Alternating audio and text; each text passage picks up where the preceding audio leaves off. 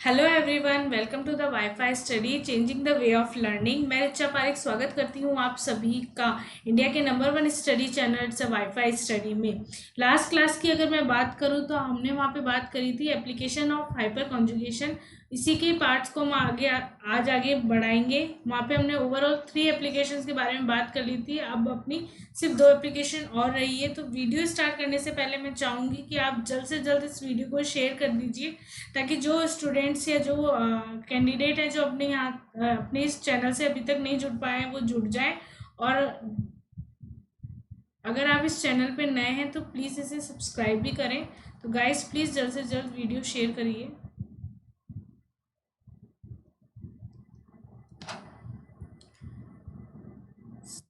So guys आज की class शुरू करते हैं। Application of hyper conjugation. यहाँ पे हम लोगों ने ये 3 एप्लीकेशंस कवर कर ली थी अपनी लास्ट क्लास में। आज अपन बात करेंगे डायरेक्टिव इन्फ्लुएंस की और रिलेटिव रिएक्टिविटी या टुवार्ड्स ARSE रिएक्शंस की।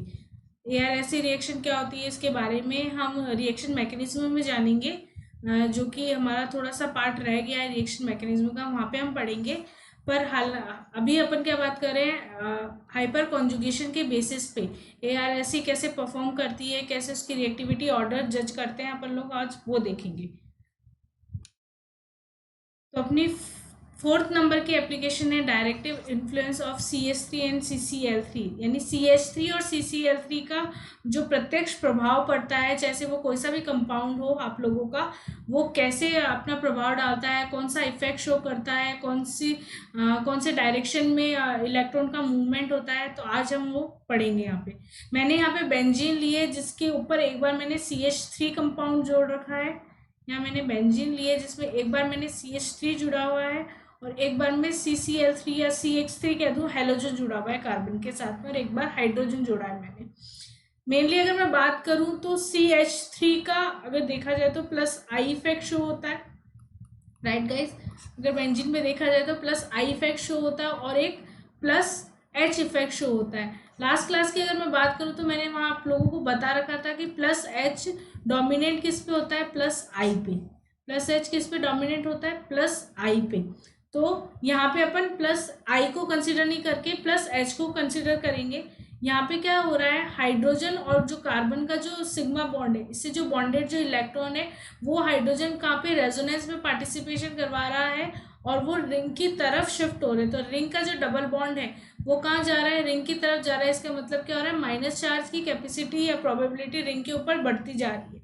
धीरे धीरे माइनस चार्ज कहाँ बढ़ रहा है, एक तो बढ़ रहा है ऑर्थो पे और एक बढ़ रहा है पैरा पे। ये दो जो जगह है बेंजीन रिंग की, ऑर्थो और पैरा। डायरेक्टिव होता है बेंजीन हमेशा, क्योंकि माइनस चार्ज या प्लस चार्ज अगर मैं कहूँ तो वो वहीं शो होते हैं। ऑर्थो और पैरा डायरेक्टिव होता है।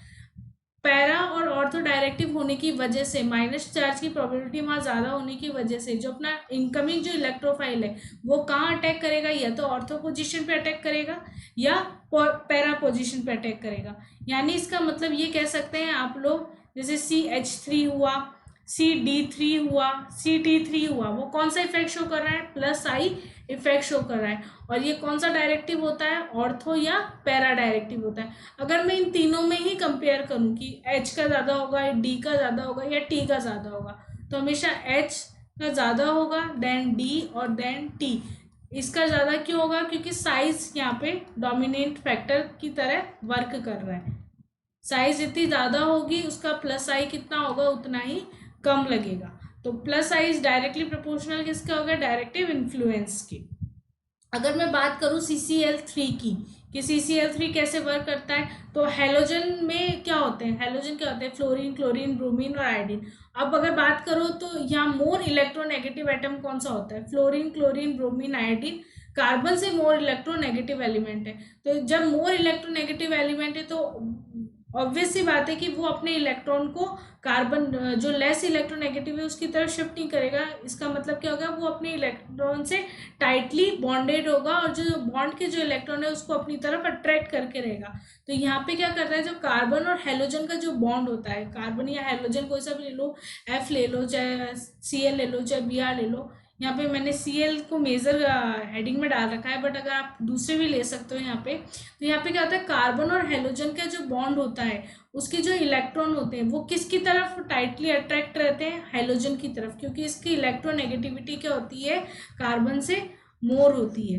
तो ये क्या करता है, जो भी बॉन्ड के इलेक्ट्रॉन है उसको अपनी तरफ शिफ्ट कर लेता है। अब जैसे ही ये इसकी तरफ शिफ्ट हुआ तो कार्बन के ऊपर क्या हुआ, पॉजिटिव चार्ज, कार्बन के ऊपर क्या आया, पॉजिटिव चार्ज। और पॉजिटिव चार्ज को स्टेबल करने के लिए जो रिंग के जो इलेक्ट्रॉन है, पाई बॉन्ड के जो इलेक्ट्रॉन है वो कहाँ की, किसकी तरफ शिफ्ट होंगे, कार्बन की तरफ शिफ्ट होंगे।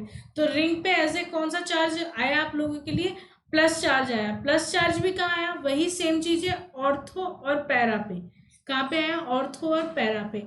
इसका सिंपल सा मीनिंग ये है कि जब लेस इलेक्ट्रोनेगेटिव एलिमेंट अगर रिंग से जुड़ा हुआ होता है या कार्बन से जुड़ा हुआ होता है तो माइनस चार्ज शो होता है। कौन से डायरेक्शन में शो होता है, ऑर्थो और पैरा डायरेक्टिव होता है। लेकिन अगर मोर इलेक्ट्रोनेगेटिव एलिमेंट अगर जुड़ा हुआ होता है तो कौन सा चार्ज शो होता है रिंग में, पॉजिटिव चार्ज शो होता है, और वो भी कहाँ होता है, ऑर्थो और पैरा डायरेक्टिव होता है। बट अगर इलेक्ट्रोफाइल का अटैक होगा तो जब लेस इलेक्ट्रोनेगेटिव है, यानी जब माइनस चार्ज शो हो रहा है, तो जब इलेक्ट्रोफाइल का अटैक होगा वो कहाँ होगा, आपका ऑर्थो या पैरा पे। लेकिन अगर वही इलेक्ट्रोफाइल मोर इलेक्ट्रोफिलिक जो न्यूक्लियस है या जो एटम है उसके साथ जुड़ा हुआ बेंजीन पे अगर अटैक करता है, उसके साथ जुड़े हुए बेंजीन पे अगर अटैक करता है तो वो ऑर्थो और पैरा पे नहीं अटैक करके कहाँ करता है, मेटा पे अटैक करता है। क्योंकि ऑर्थो और पैरा पे तो पॉजिटिव चार्ज है और पॉजिटिव पे पॉजिटिव अटैक नहीं कर सकता क्योंकि उनके बीच में बहुत रिपल्शन पाया जाता है। रिपल्शन की वजह से वो अटैक नहीं कर पाता है। तो वो कहाँ अटैक करेगा, जहाँ इलेक्ट्रॉन रिच स्पीशीज उसको मिलेगी, यानी जहाँ इलेक्ट्रॉन की पॉसिबिलिटी उसको ज़्यादा से ज़्यादा मिलेगी वो वहाँ अटैक करेगा। तो यहाँ इस कंडीशन में CCl3 में अगर मैं देखूँ तो यहाँ इलेक्ट्रॉन की पॉसिबिलिटी ज़्यादा से ज़्यादा कहाँ है, मेटा पोजिशन पे।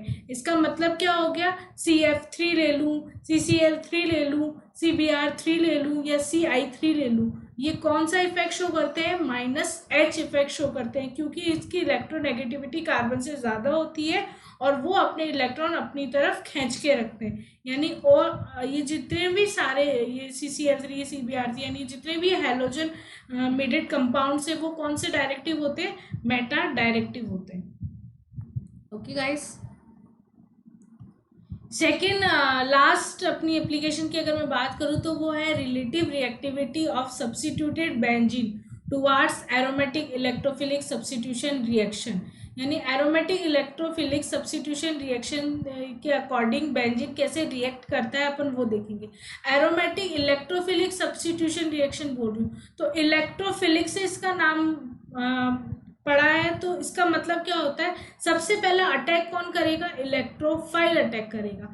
हमेशा मैं लास्ट क्लास की भी बात करूँ तो मैंने आप लोगों को बता रखा था कि जो भी इलेक्ट्रोफाइल या इलेक्ट्रोफिलिक सब्स्टिट्यूशन रिएक्शन बोल दूँ या न्यूक्लियोफिलिक एडिशन रिएक्शन बोल दूँ, जो भी ये नाम रखे गए हैं वो इस बेस पे रखे गए हैं कि फर्स्ट अटैक कौन कर रहा है। तो यहाँ फर्स्ट अटैक आप लोगों का क्या कर रहा है, बेंजीन के ऊपर इलेक्ट्रोफाइल का अटैक हो रहा है पहले, फिर न्यूक्लियोफाइल का एडिशन हो रहा है। इस वजह से इसको नाम क्या दिया रखा है, ARSC, aromatic electrophilic substitution reaction. अब इसकी मैकेनिज्म की बात करूँ तो इलेक्ट्रोफाइल और न्यूक्लियोफाइल अपन ने कोई ले रखा है जो टूटे, किस में टूटेंगे, E+ और Nu- के अंदर टूटेंगे, राइट। उसके बाद में क्या हो रहा है, E+ किससे अटैक, किससे कंबाइन करके रिएक्शन फॉर्म कर रहा है, बेंजीन के जो पाई बॉन्डेड इलेक्ट्रॉन है उनके साथ रिएक्ट कर रहा है। क्या हो रहा है, E जो प्लस है उस पर कौन अटैक कर रहा है, बेंजीन के ये जो पाई बॉन्डेड इलेक्ट्रॉन है वो उस पर अटैक कर रहे हैं। इसकी वजह से क्या हो रहा है, बेंजीन के ऊपर क्या आ रहा है, प्लस चार्ज परफॉर्म हो रहा है। यहाँ पे क्या आ रहा है, यहाँ पे प्लस चार्ज हो रहा है। इस प्लस चार्ज को स्टेबल करने के लिए बेंजीन अपने अंदर रेजोनेटिंग स्ट्रक्चर डेवलप करता है, जो कि आप लोगों को यहाँ स्क्रीन पे दिख रही होगी कि बेंजीन की रेजोनेटिंग स्ट्रक्चर बन रही है। यहाँ पे क्या हो रहा है, इस प्लस चार्ज को स्टेबल करने के लिए नेक्स्ट पाई बॉन्ड ने पार्टिसिपेट किया, फिर इसको स्टेबल करने के लिए फर्दर नेक्स्ट पाई बॉन्ड ने पार्टिसिपेट किया, और फिर उसको स्टेबल करने के लिए जो बेंजीन पे ऑलरेडी हाइड्रोजन एटम प्रेजेंट होता है, क्योंकि कार्बन की वैलेंसी 4 होती है, उस वैलेंसी को सेटिस्फाई करने के लिए हाइड्रोजन एटम प्रेजेंट होना ज़रूरी है बेंजीन के ऊपर। तो इस hydrogen atom as a plus form में अपने इलेक्ट्रॉन को देकर बाहर निकलते हैं और डबल बॉन्ड का क्रिएशन करते हैं। तो जो फर्स्ट स्टेप होती है जब बेंजीन इलेक्ट्रोफाइल के ऊपर अटैक करता है, यानी बेंजीन के जो पाई बॉन्ड है वो जब इलेक्ट्रोफाइल को के ऊपर अटैक करते हैं, तो वो कौन सी स्टेप होती है? स्लो स्टेप होती है, रेट डिटरमाइंड स्टेप होती है। कौन सी स्टेप होती है? रेट डिटरमाइंड स्टेप होती है, यानी इसकी वजह से रेट का पता चलता है कि ऑर्डर रेट ऑर्डर 1 है, 2 है, जीरो ऑर्डर की रिएक्शन है, फर्स्ट ऑर्डर की रिएक्शन है, सेकंड ऑर्डर की रिएक्शन है, ये आप लोगों को यहाँ से पता चलता है। और जो नेक्स्ट स्टेप होती है जहाँ पे हाइड्रोजन तो रिमूव होता है एज अ प्लस फॉर्म में, और इसका मतलब क्या हो गया? हाइड्रोजन अपने बॉन्ड के इलेक्ट्रॉन को देकर जब रिमूव होता है, तो ये रिएक्शन कौन सी होती है? फास्ट रिएक्शन होती है जब हाइड्रोजन का रिमूवेशन होता है। तो ये क्या होती है? एक तरह से इलेक्ट्रोफिलिक सब्स्टिट्यूशन रिएक्शन होती है आप लोगों की, कि इलेक्ट्रोफाइल का सब्स्टिट्यूट होता है, यानी इलेक्ट्रोफाइल टूटता है किससे? न्यूक्लियोफाइल के पास से। Okay guys, since benzene behaves as the nucleophile, so as well as nucleophilicity of benzene increases, their reactivity towards ARSE increases। मतलब अगर बेंजीन की न्यूक्लियोफिलिसिटी बढ़ेगी तो जो रिएक्टिविटी टुवार्ड्स ARSE होती है वो भी इंक्रीज होती रहती है। इसका मतलब आप एग्जांपल से जस्ट समझिए कि क्या हो रहा है। एग्जाम्पल, एक क्वेश्चन आप लोगों के लिए, arrange the following in decreasing order of their nucleophilicity, या इसको मैं ऐसे भी बोल सकती हूँ कि decreasing order of their reactivity towards ARSE। दोनों का मतलब एक ही, दोनों तरह से पूछा जा सकता है आप लोगों को। यहाँ पे मैंने बेंजीन के ऊपर CH3 ले रखा है, यहाँ मैंने CD3 ले रखा है, यहाँ पे मैंने CT3 ले रखा है। बेंजीन सेम है तो एक बार बेंजीन को हटा दीजिए, क्योंकि बेंजीन तीनों स्ट्रक्चर्स में सेम चल रही है, तो बेंजीन से कोई फर्क नहीं पड़ रहा है। अब अगर मैं बात करूँ तो डायरेक्टिव इन्फ्लुएंस की, जस्ट अभी मैंने इससे पहले वाली स्लाइड में बात करी थी, तो डायरेक्टिव इन्फ्लुएंस का ऑर्डर बताया था कि CH3 ले लूँ, CD3 ले लूँ या CT3 ले लूँ। ये कौन सा इफेक्ट शो करते हैं आपके ऊपर? +H इफेक्ट शो करते हैं बेंजीन के साथ, राइट। अगर यहाँ CH3 नहीं होके, या मतलब हाइड्रोजन वाला कॉन्सेप्ट नहीं होगा, हाइड्रोजन रखा होता तो कौन सा इफेक्ट शो होता? माइनस इफेक्ट शो होता। पर यहाँ अगर मैं बात करती हूँ तो मैंने आपको लोगों को बता रखा था कि H जल्दी रिमूव होगा कार्बन से, बजाय किसके? D के, और D जल्दी रिमूव होगा किसके? T के, यानी ऑर्डर ये चलेगा। तो इसका ऑर्डर क्या हो गया? न्यूक्लियोफिलिसिटी का डिक्रीजिंग ऑर्डर क्या हो गया? 1 से 2, 2 से 3, यानी 3 सबसे ज्यादा होगा, क्योंकि यहाँ पे कौन सा फैक्टर डोमिनेट हो रहा है? साइज फैक्टर लग रहा है। जितनी बड़ी साइज होगी उसकी कैपेसिटी ज्यादा होती है उस चार्ज को स्टेबल रखने की, कि अगर जहाँ पे CH3 पे पॉजिटिव चार्ज हो रहा है वो इतना आसानी से अपने पास नहीं रख पाएगा जितना CT3 अपने पास आसानी से रख पाएगा, क्योंकि उसका एरिया, उसका वॉल्यूम, या उसकी जो शेप होती है, उसकी जो साइज होती है वो बड़ी होती है CH3 से। ओके गाइस, अब जैसे नेक्स्ट एग्जाम्पल की अपन बात करते हैं, तो यहाँ मैंने बेंजीन के साथ कई अलग अलग ग्रुप लगा रखे हैं। तो बेंजीन सब में सेम है, बेंजीन को अपन इंक्लूड नहीं करेंगे एक बार के लिए। बेंजीन, अगर बेंजीन की जगह कोई और दूसरा लगा हुआ होता है तो अपन दूसरा देखते हैं, लेकिन अभी बेंजीन सब जगह सेम है तो बेंजीन को एक बार के लिए छोड़ देते हैं। फिर अगर अब अपन पढ़ के आ रहे हैं, बेसिकली अपन पढ़ रहे हैं हाइपर कॉन्जुगेशन। बेसिकली अपन लोग क्या पढ़ रहे हैं? Hyper conjugation, right. अब अपन यहाँ पे क्या दे रहे हैं? CH3 का +H लग रहा है, यहाँ पे भी +H लग रहा है, यहाँ पे भी +H लग रहा है, लेकिन यहाँ पे +I इफेक्ट लग रहा है, क्योंकि स्टेबल कार्बोकेटाइन बन रहा है, 3 डिग्री कार्बोकेटाइन बन रहा है। जैसे ही यहाँ से रिमूव होगा, यहाँ पे क्या बन रहा है? 3 डिग्री कार्बोकेटाइन बन रहा है, यानी तीनों मिथाइल का क्या लग रहा है? +H इफेक्ट यहाँ पे शो हो रहा है, जबकि यहाँ पे -H। और अब मैंने आपको लास्ट क्लास में बता रखा था कि +H डोमिनेट किस पे करता है?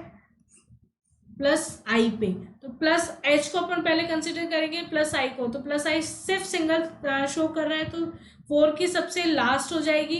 जो डिक्रीजिंग ऑर्डर है या न्यूक्लियोफिलिसिटी है वो सबसे कम किसकी होगी? 4th कंपाउंड की। जबकि फर्स्ट, सेकंड और थर्ड में अगर आप देखो, एक तो बेंजीन से डायरेक्ट CH3 जुड़ा हुआ है और एक बार एक कार्बन को छोड़ के जुड़ा हुआ है, तो इसमें क्या हो गया? डायरेक्ट वाला ज्यादा रिएक्टिव होगा बजाय एक को छोड़ के। तो यहाँ पे फर्स्ट आ गया, सेकंड आ गया, देन थर्ड आ गया और देन फोर्थ आ गया। तो ये आपका डिक्रीजिंग ऑर्डर हो गया न्यूक्लियोफिलिसिटी का। ऐसे अपन लास्ट वाले में भी कर सकते हैं। अब इसमें क्या कर रखा है? हेलोजन जोड़ रखा है मैंने बेंजीन के साथ, डायरेक्ट जोड़ रखे चारों कंपाउंड में डायरेक्ट जोड़ रखे, लेकिन मैंने हेलोजन ही चेंज कर दिए। एक बार फ्लोरीन लगा दिया, एक बार क्लोरीन, एक बार ब्रोमीन और एक बार आयोडीन, चारों अलग अलग लगा रखा है। तो अपन पीरियड में कहाँ चल रहे हो, अप टू डाउन चल रहे हैं। अगर अपन अप टू डाउन चल रहे हैं तो उसका मतलब क्या होता है, कौन सा फैक्टर वर्क करता है, एसिडिक नेचर बढ़ती है, ऑब्वियसली बात है एसिडिक नेचर इंक्रीज होगी। अप टू डाउन अगर मूव हो रहा है तो एसिडिक नेचर इंक्रीज होगी। और फैक्टर कौन सा वर्क करता है, यहाँ पे साइज फैक्टर वर्क करता है। तो साइज फैक्टर जब भी वर्क करेगा अप टू डाउन, इसका मतलब क्या होता है, कैपेसिटी इंक्रीज हो रही है किसकी, माइनस चार्ज को बियर करने की कैपेसिटी क्या हो रही है, इंक्रीज हो रही है आप लोगों के यहाँ पे, राइट। तो इसका मतलब क्या होता है, जितना ज्यादा माइनस चार्ज वो शो करेगा उतना ही माइनस एच बढ़ेगा, जितना ज्यादा माइनस एच बढ़ेगा उतना ही उसकी न्यूक्लियोफिलिसिटी इंक्रीज होगी। तो सबसे ज्यादा माइनस एच किसमें होगा, CH3 में। तो सब सॉरी जितना ज्यादा माइनस एच होगा उसकी न्यूक्लियोफिलिसिटी उतनी कम होगी, क्योंकि nucleophilicity is directly proportional two plus H effect.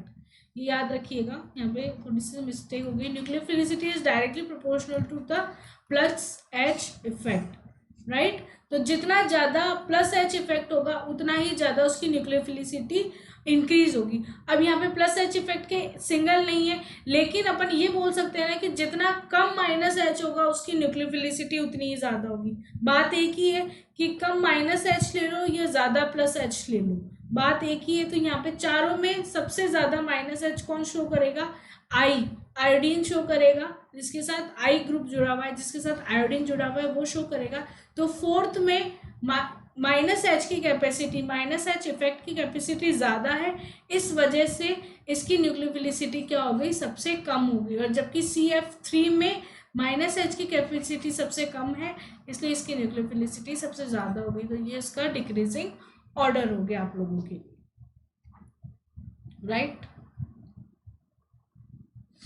अब अपन बात करते हैं डायरेक्टली इन्फ्लुएंस ऑफ CH2Cl2 या CHCl2। दो चीजें, CH2Cl2 ले लूँ या CHCl2 ले लूँ, ठीक है, बात सेम ही है। अगर मैं CH2Cl ले लूँ या CHCl2 ले लूँ तो इसमें क्या हो गया, ये मैंने दो स्ट्रक्चर बना रखी है। मैं दोनों चार्ज को लेके चलती हूँ कि प्लस एच भी लग रहा है और माइनस एच भी लग रहा है, क्योंकि क्लोरीन भी प्रेजेंट है आप लोगों की और हाइड्रोजन भी प्रेजेंट है। तो दोनों मैं मान के चल रही हूँ कि दोनों आपके पॉसिबिलिटी स्ट्रक्चर बन सकती है। बट अब अपन को ये डिसाइड करना है कि ज़्यादा डोमिनेंट कौन सा होगा। यानी अगर मान लो आप लोगों के पास एक दे दिया, आपको CH2Cl दे दिया और ये आपको CHCl2 दे दिया, तो दोनों में से अपन को अब ये डिसाइड करना है कि डोमिनेंट फैक्टर कौन सा होगा या डोमिनेंट इफेक्ट कौन सा होगा, प्लस एच डोमिनेंट करेगा या माइनस एच डोमिनेंट करेगा। तो वो कुछ स्ट्रक्चर से डोमिनेट कर सकता है। आप लोग यहाँ पे देखिए, अगर मान लीजिए मैंने ये जो हाइड्रोजन और क्लोरीन है, सॉरी हाइड्रोजन, ये जो कार्बन है, इसके बॉन्ड को अगर मैंने तोड़ा, तो जैसे मैंने इस बॉन्ड को तोड़ा तो हाइड्रोजन तो क्या है, प्लस फॉर्म में, और कार्बन के ऊपर क्या है, माइनस फॉर्म में। जैसे ही माइनस आया, माइनस ने क्या किया, रेजोनेंस में पार्ट किया और बेंजीन की एक स्ट्रक्चर बना दी, रेजोनेटिंग स्ट्रक्चर। इसका मतलब क्या हो गया, माइनस का पार्टिसिपेशन कर रहा है, एक सिंगल चीज हो गई रेजोनेंस में। कहाँ पार्टिसिपेट कर रहा है, रेजोनेंस में। अब अगर मैं बात करूं तो CCl, ये दोनों जो बॉन्ड बन रहा है, ये कौन सा बॉन्ड बन रहा है, डी पाई पी पाई बॉन्ड की बिहाफ पे ये क्या हो रहा है, डी पाई पी पाई बॉन्ड बोल दूं या डी पाई पी पाई बैक बॉन्डिंग बोल दूं, इसकी वजह से यहाँ पे क्या हो रहा है, ये स्टेबल हो रहा है। तो प्लस एच जब भी इफेक्ट लगाऊंगी मैं, तो ये दो रीजन की वजह से स्टेबल हो रहा है। कौन सा, डी पाई पी पाई बैक बॉन्डिंग की वजह से या रेजोनेंस की वजह से। लेकिन अगर मैंने माइनस एच इफेक्ट लगाया, क्लोरीन तो माइनस एच इफेक्ट शो करेगा, इसका मतलब क्या हो गया, क्लोरीन ने इलेक्ट्रॉन को अपनी तरफ ले लिया। तो जब भी इसने अपनी तरफ लिया तो यहाँ पे क्या आया, chlorine as a minus form में है, तो ये बिल्कुल अलग है। रिंग के इलेक्ट्रॉन बाहर की तरफ आएगा तो यहाँ पे सिर्फ एक ही फैक्टर शो हो रहा है, जो कि है रेजोनेंस। एक तो दो अलग अलग कंडीशन की वजह से वो स्टेबल हो रहा है और एक सिंगल कंडीशन की वजह से वो स्टेबल हो रहा है। तो आप जैसे मान लो अभी कोरोना चल रहा है, तो कोरोना में क्या हो रहा है, एक तो आपको सिर्फ खाना मिल रहा है तब आप एक स्टेबल हो, और एक आपको खाना और रहने की जगह भी मिल रही है तो आप स्टेबल हो। तो मोर स्टेबल कहाँ पे, मोर स्टेबिलिटी आपको कहाँ मिल रही है, जहाँ आपको रहने की जगह भी मिले और आपको खाना भी मिले, वहाँ आपकी स्टेबिलिटी ज़्यादा होगी बजाय वहाँ के जहाँ आपको सिर्फ खाना मिल रहा है। तो वही चीज़ यहाँ पे आ रही है कि जब दो फैक्टर एक साथ स्टेबल कर रहे हैं उस चीज़ को, तो डोमिनेंट फैक्टर आप लोगों के लिए क्या आ गया, प्लस एच इफेक्ट आपके लिए क्या हो गया, डोमिनेंट हो गया। सेम यही कंडीशन नीचे वाले में देखूं, CH Cl2 अगर मैंने लगा रखा है तो सेम चीज़ है, आपके पास plus H B effect show करेगा और माइनस एच बी आपकी शो करेगा। वही सेम चीज़ ऊपर वाले में आ गई, अगर प्लस एच शो करेगा तो रेजोनेंस भी होगा और डी पाई पी पाई बैक बॉन्डिंग भी होगी। लेकिन जब अगर आपके पास माइनस ही शो करेगा तो क्लोरीन तो अलग हो गया, फिर उसके बाद में प्लस चार्ज का क्या करेगा, बेंजीन अपने इलेक्ट्रॉन को प्लस चार्ज को प्रोवाइड कराएगा, जिसकी तरफ से रेजोनेटिंग स्ट्रक्चर आपकी डेवलप होगी। तो यहाँ पे भी डोमिनेंट कौन सा हो गया, प्लस एच इफेक्ट। यानी ओवरऑल अगर डायरेक्टिव इन्फ्लुएंस की मैं बात करूंगी तो हमेशा प्लस एच डोमिनेंट माना जाएगा माइनस एच के। ये किस में आ रहा है, CH2Cl में और CHCl2 में, एक एक बैलेंस इसकी खाली है। ओके गाइस, तो ये छोटा सा एक एग्जांपल था कि डायरेक्टिव इन्फ्लुएंस को आप कैसे समझ सकते हो, कैसे जान सकते हो। आपको बस बॉन्ड तोड़ना है, दोनों कंडीशन पे बॉन्ड तोड़ना है और रिंग में इलेक्ट्रॉन का डीलोकलाइजेशन करवाना है। इसकी वजह से आप लोगों को अगर कहीं दो फैक्टर वर्क कर रहे हैं तो वो मोर स्टेबल होगा बजाय एक फैक्टर के। आई होप गाइज आपको समझ में आया होगा। Thank you so much guys. आज आपने फाइनली आज अपना हाइपर कॉन्जुगेशन की भी जो है वो अपन लोगों ने यहाँ पे कवर कर ली है। नेक्स्ट क्लास में बात करूँगी रेजोनेंस की, जो थोड़ी बहुत एप्लीकेशन आप लोगों की बच गई है उसके बारे में। Thank you guys. अगर आपको क्लास पसंद आई होगी प्लीज़ लाइक करें और इसे जल्द से जल्द शेयर करें। Thank you.